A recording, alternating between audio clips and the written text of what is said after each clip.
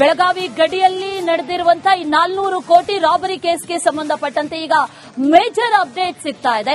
ಇಡೀ ಪ್ರಕರಣದ ರೂವಾರಿ ಅಥವಾ ಈಗಾಗಲೇ ಸಂದೀಪ್ ಪಾಟೀಲ್ನನ್ನ ಕಿಡ್ನಾಪ್ ಮಾಡಿದಂತಹ ವ್ಯಕ್ತಿ ಅಂತ ಕೂಡ ಹೇಳಲಾಗ್ತಾ ಇರುವಂತಹ ಕಿಶೋರ್ ಸಾವ್ಲಾ ಸರೆಂಡರ್ ಆಗಿದ್ದಾನೆ.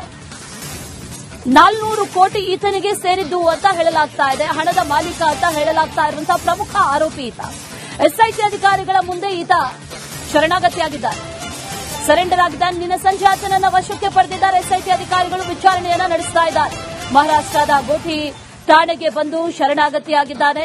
400 ಕೋಟಿಯ ಮಾಲೀಕ ಈತ, ಆತನಿಗೆ ಸೇರಿದ್ದು ಅನ್ನುವಂಥದ್ದನ್ನ ಸಂದೀಪ್ ಪಾಟೀಲ್ ಕಂಪ್ಲೇಂಟ್ನಲ್ಲೂ ಕೂಡ ದಾಖಲು ಮಾಡಿದ್ರು, ಅದನ್ನ ಉಲ್ಲೇಖ ಮಾಡಿದ್ರು. ಅದರ ಜೊತೆಯಲ್ಲಿ ಸಂದೀಪ್ ಪಾಟೀಲ್ನನ್ನ ಕಿಡ್ನಾಪ್ ಮಾಡಿದ್ದು ಕೂಡ ಇದೇ ಬಿಲ್ಡರ್ ಕಿಶೋರ್ ಅನ್ನುವಂಥದ್ದನ್ನ ಕೂಡ ದೂರಿನಲ್ಲಿ ದಾಖಲು ಮಾಡಲಾಗಿತ್ತು. ಈಗ ಕಿಶೋರ್ ಸಾವ್ಲಾ ಸರೆಂಡರ್ ಆಗಿದ್ದಾರೆ. ಡೀಟೇಲ್ಸ್ ಅನ್ನ ಕೊಡ್ತಾರೆ ನಮ್ಮ ಪ್ರತಿನಿಧಿ ಮೈಲಾರಿ, ನೇರ ಸಂಪರ್ಕದಲ್ಲಿ ಜಾಯಿನ್ ಆಗಿದ್ದಾರೆ. ಮೈಲಾರಿ, ಪ್ರಮುಖ ಆರೋಪಿ ಈತ ಅಂತ ಹೇಳಲಾಗ್ತಾ ಇದೆ. ಕಿಡ್ನಾಪ್ ಪ್ರಕರಣಕ್ಕೆ ಸಂಬಂಧಪಟ್ಟಂತೆ ಅದರ ಜೊತೆಯಲ್ಲಿ 400 ಕೋಟಿಯ ಮಾಲೀಕ ಈತ ಅಂತ ಹೇಳಲಾಗ್ತಾ ಇದೆ.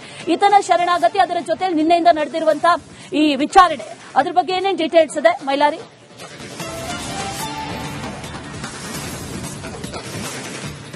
ಖಂಡಿತ ಅಶ್ವಿನಿ, ಪ್ರಮುಖವಾಗಿ ಬೆಳಗಾವಿಯ ಚೋರ್ಲಾ ಘಾಟ್ನಲ್ಲಿ ನಡೆದಿದೆ ಅನ್ನೋ ನಿಟ್ಟಿನಲ್ಲಿ ಸುಮಾರು 400 ಕೋಟಿ ದರೋಡೆ ಆಗಿದೆ ಅನ್ನೋ ಒಂದು ಆರೋಪದ ಹಿನ್ನೆಲೆಯಲ್ಲಿ ಈ ಒಂದು ಆರೋಪದ ಕುರಿತಂತೆ ಈಗಾಗಲೇ ಸಂದೀಪ್ ಪಾಟೀಲ್ ಅವರು ದೂರನ್ನು ಕೊಟ್ಟಿದ್ರು. ದೂರಿನಲ್ಲಿ ಸಾಕಷ್ಟು ಆರೋಪಗಳನ್ನು ಅವರು ಉಲ್ಲೇಖವನ್ನ ಮಾಡಿದ್ರು. ಅದರಲ್ಲಿ ಹಣದ ಮಾಲೀಕ ಕಿಶೋರ್ ಸಾವ್ಲಾ ಅನ್ನೋ ಒಂದು ಆರೋಪವನ್ನ ಕೂಡ ಅಲ್ಲಿ ಮಾಡಿದ್ರು. ಸದ್ಯ ಆತ ಕಳೆದ 2 ವಾರಗಳಿಂದ ಕೂಡ ನಾಪತ್ತೆ ಆಗಿದ್ದ. ಸದ್ಯ ಈಗ ಆತನೇ ಸ್ವತಃ ಏನು ಠಾಣೆಗೆ ಬಂದು ಶರಣಾಗಿದ್ದಾನೆ ಅನ್ನೋ ಒಂದು ಮಾಹಿತಿ ಸದ್ಯ ಲಭ್ಯ ಆಗ್ತಿರುವಂತದ್ದು. ಎಸ್ಐಟಿ ಪೊಲೀಸರ ಮುಂದೆ ಶರಣಾಗಿದ್ದಾನೆ. ಮಹಾರಾಷ್ಟ್ರದ ನಾಸಿಕ್ ಏನು ಗೋಟಿ ಠಾಣೆಗೆ ಬಂದು ಶರಣಾಗಿರುವಂತದ್ದು. ಸದ್ಯ ಆತನನ್ನ ವಶಕ್ಕೆ ಪಡೆದುಕೊಂಡಿರುವಂತಹ ಮಹಾರಾಷ್ಟ್ರದ ಪೊಲೀಸರು ತೀವ್ರ ವಿಚಾರಣೆಯನ್ನ ಕೂಡ ಮಾಡ್ತಿರುವಂತದ್ದು. ಆಡಿಯೋ ಸಂಭಾಷಣೆಗಳಿರ್ಬೋದು ಅಥವಾ ಏನು ಸಂದೀಪ್ ಪಾಟೀಲ್ ಏನು ದೂರಿನಲ್ಲಿ ಉಲ್ಲೇಖ ಮಾಡಿದ್ದಾನೆ ಆ ವಿಚಾರ ಇರ್ಬೋದು, ಜೊತೆಗೆ ಕಿಡ್ನಾಪ್ ಪ್ರಕರಣಕ್ಕೆ ಸಂಬಂಧಪಟ್ಟಂತೆ ಸಂಪೂರ್ಣವಾದಂತಹ ವಿಚಾರಣೆಯನ್ನ ಸದ್ಯ ಈಗ ಏನು ಎಸ್ಐಟಿಯ ಪೊಲೀಸರು ಮಾಡ್ತಿರುವಂತದ್ದು. ಇಲ್ಲಿ 400 ಕೋಟಿ ಹಣ ಏನಿದೆ ಇದು ಕಿಶೋರ್ ಸಾವ್ಲಾ ಆತ ಗೋವಾದಿಂದ ಇದನ್ನ ಸಾಗಾಟವನ್ನ ಮಾಡ್ತಾ ಇದ್ದ. ಆ ಒಂದು ಸಂದರ್ಭದಲ್ಲಿ ಏನು 2025 ಅಕ್ಟೋಬರ್ 16 ಅದನ್ನ ಚೋರ್ಲಾ ಘಾಟ್ನಲ್ಲಿ ದರೋಡೆ ಮಾಡಲಾಗಿದೆ. ನನ್ನನ್ನು ಕಿಡ್ನಾಪ್ ಮಾಡಿದಂತ ಸಂದರ್ಭದಲ್ಲಿ ಜಯೇಶ್ ಈ ಒಂದು ಮಾತನ್ನ ನನಗೆ ಹೇಳಿದ್ದ ಅನ್ನೋ ನಿಟ್ಟಿನಲ್ಲಿ ಇಲ್ಲಿ ಸಂದೀಪ್ ಪಾಟೀಲ್ ಅವರು ತಮ್ಮ ದೂರಿನಲ್ಲಿ ಉಲ್ಲೇಖವನ್ನ ಕೂಡ ಮಾಡಿದ್ರು. ಸದ್ಯ ಈ ಒಂದು ಪ್ರಕರಣಕ್ಕೆ ಬಿಗ್ ಟ್ವಿಸ್ಟ್ ಕೂಡ ಸಿಕ್ಕಿರುವಂತದ್ದು ಮತ್ತು ಹೊಸ ತಿರುವನ್ನು ಕೂಡ ಪಡೆದುಕೊಳ್ಳುವಂತ ಸಾಧ್ಯತೆ ಕೂಡ ಇರುವಂತದ್ದು. ಈ ಒಂದು ಪ್ರಕರಣಕ್ಕೆ ಸಂಬಂಧಪಟ್ಟಂತೆ ಈಗಾಗಲೇ 8 ಜನರ ಬಂಧನ ಆಗಿದೆ.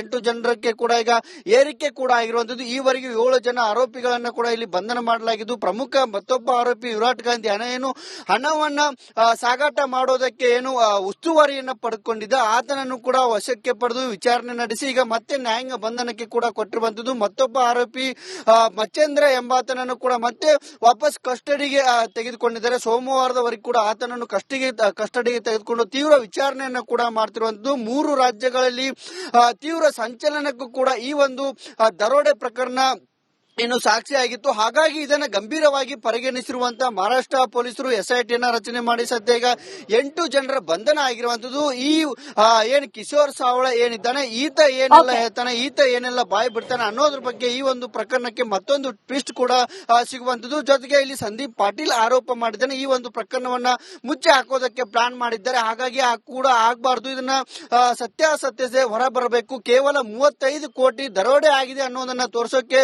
ಎಸ್ಐಟಿ ಪೊಲೀಸರು ಮುಂದಾಗಿದ್ದಾರೆ ಅನ್ನೋ ಒಂದು ಆರೋಪವನ್ನು ಕೂಡ ಮಾಡಿರುವಂತದ್ದು. Ashwini, right Mailari, thank you ಡೀಟೇಲ್ಸ್ಗೆ. ಬೆಳಗಾವಿ ಗಡಿಯಲ್ಲಿ ನಡೆದಿರುವಂತಹ ಈ 400 ಕೋಟಿ ರಾಬರಿ ಕೇಸ್ಗೆ ಸಂಬಂಧಪಟ್ಟಂತೆ ಈಗ ಮೇಜರ್ ಅಪ್ಡೇಟ್ ಸಿಗ್ತಾ ಇದೆ.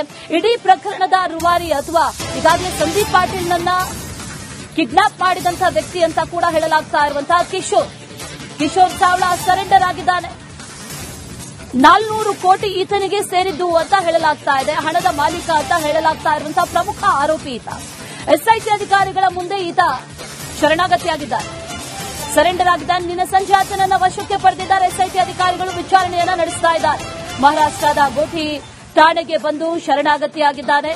400 ಕೋಟಿಯ ಮಾಲೀಕ ಈತ, ಆತನಿಗೆ ಸೇರಿದ್ದು ಅನ್ನುವಂಥದ್ದನ್ನ ಸಂದೀಪ್ ಪಾಟೀಲ್ ಕಂಪ್ಲೇಂಟ್ನಲ್ಲೂ ಕೂಡ ದಾಖಲು ಮಾಡಿದ್ರು, ಅದನ್ನ ಉಲ್ಲೇಖ ಮಾಡಿದ್ರು. ಅದರ ಜೊತೆಯಲ್ಲಿ ಸಂದೀಪ್ ಪಾಟೀಲ್ನನ್ನ ಕಿಡ್ನಾಪ್ ಮಾಡಿದ್ದು ಕೂಡ ಇದೇ ಬಿಲ್ಡರ್ ಕಿಶೋರ್ ಅನ್ನುವಂಥದ್ದನ್ನ ಕೂಡ ದೂರಿನಲ್ಲಿ ದಾಖಲು ಮಾಡಲಾಗಿತ್ತು. ಈಗ ಕಿಶೋರ್ ಸಾವ್ಲಾ ಸರೆಂಡರ್ ಆಗಿದ್ದಾರೆ. ಡೀಟೇಲ್ಸ್ ಅನ್ನ ಕೊಡ್ತಾರೆ ನಮ್ಮ ಪ್ರತಿನಿಧಿ ಮೈಲಾರಿ, ನೇರ ಸಂಪರ್ಕದಲ್ಲಿ ಜಾಯಿನ್ ಆಗಿದ್ದಾರೆ. ಮೈಲಾರಿ, ಪ್ರಮುಖ ಆರೋಪಿ ಈತ ಅಂತ ಹೇಳಲಾಗ್ತಾ ಇದೆ. ಕಿಡ್ನಾಪ್ ಪ್ರಕರಣಕ್ಕೆ ಸಂಬಂಧಪಟ್ಟಂತೆ ಅದರ ಜೊತೆಯಲ್ಲಿ 400 ಕೋಟಿಯ ಮಾಲೀಕ ಈತ ಅಂತ ಹೇಳಲಾಗ್ತಾ ಇದೆ.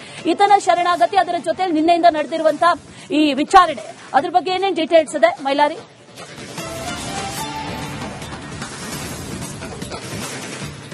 ಖಂಡಿತ ಅಶ್ವಿನಿ, ಪ್ರಮುಖವಾಗಿ ಬೆಳಗಾವಿಯ ಚೋರ್ಲಾ ಘಾಟ್ನಲ್ಲಿ ನಡೆದಿದೆ ಅನ್ನೋ ನಿಟ್ಟಿನಲ್ಲಿ ಸುಮಾರು 400 ಕೋಟಿ ದರೋಡೆ ಆಗಿದೆ ಅನ್ನೋ ಒಂದು ಆರೋಪದ ಹಿನ್ನೆಲೆಯಲ್ಲಿ ಈ ಒಂದು ಆರೋಪದ ಕುರಿತಂತೆ ಈಗಾಗಲೇ ಸಂದೀಪ್ ಪಾಟೀಲ್ ಅವರು ದೂರನ್ನು ಕೊಟ್ಟಿದ್ರು. ದೂರಿನಲ್ಲಿ ಸಾಕಷ್ಟು ಆರೋಪಗಳನ್ನು ಅವರು ಉಲ್ಲೇಖವನ್ನ ಮಾಡಿದ್ರು. ಅದರಲ್ಲಿ ಹಣದ ಮಾಲೀಕ ಕಿಶೋರ್ ಸಾವ್ಲಾ ಅನ್ನೋ ಒಂದು ಆರೋಪವನ್ನ ಕೂಡ ಅಲ್ಲಿ ಮಾಡಿದ್ರು. ಸದ್ಯ ಆತ ಕಳೆದ 2 ವಾರಗಳಿಂದ ಕೂಡ ನಾಪತ್ತೆ ಆಗಿದ್ದ. ಸದ್ಯ ಈಗ ಆತನೇ ಸ್ವತಃ ಏನು ಠಾಣೆಗೆ ಬಂದು ಶರಣಾಗಿದ್ದಾನೆ ಅನ್ನೋ ಒಂದು ಮಾಹಿತಿ ಸದ್ಯ ಲಭ್ಯ ಆಗ್ತಿರುವಂತದ್ದು. ಎಸ್ಐಟಿ ಪೊಲೀಸರ ಮುಂದೆ ಶರಣಾಗಿದ್ದಾನೆ.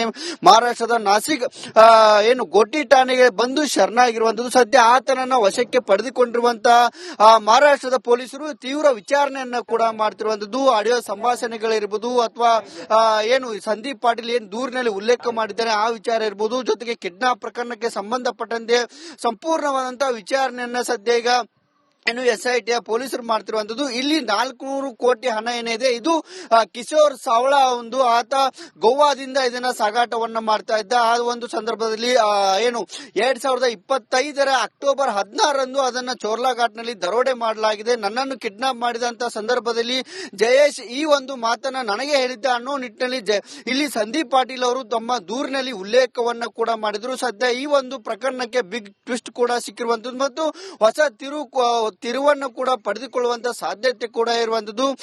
ಈ ಒಂದು ಪ್ರಕರಣಕ್ಕೆ ಸಂಬಂಧಪಟ್ಟಂತೆ ಈಗಾಗಲೇ 8 ಜನರ ಬಂಧನ ಆಗಿದೆ.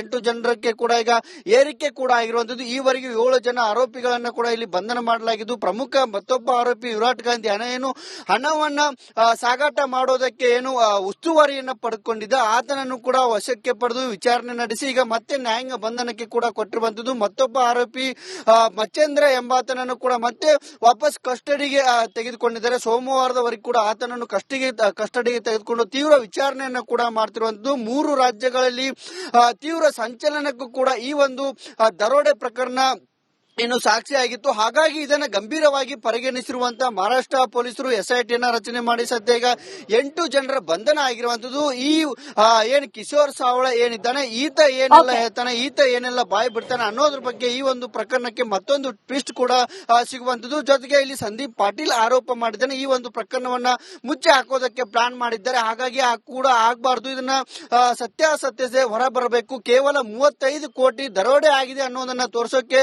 ಎಸ್ಐಟಿ ಪೊಲೀಸರು ಮುಂದಾಗಿದ್ದಾರೆ ಅನ್ನೋ ಒಂದು ಆರೋಪವನ್ನು ಕೂಡ ಮಾಡಿರುವಂತದ್ದು. Ashwini, right Mailari, thank you ಡೀಟೇಲ್ಸ್ಗೆ.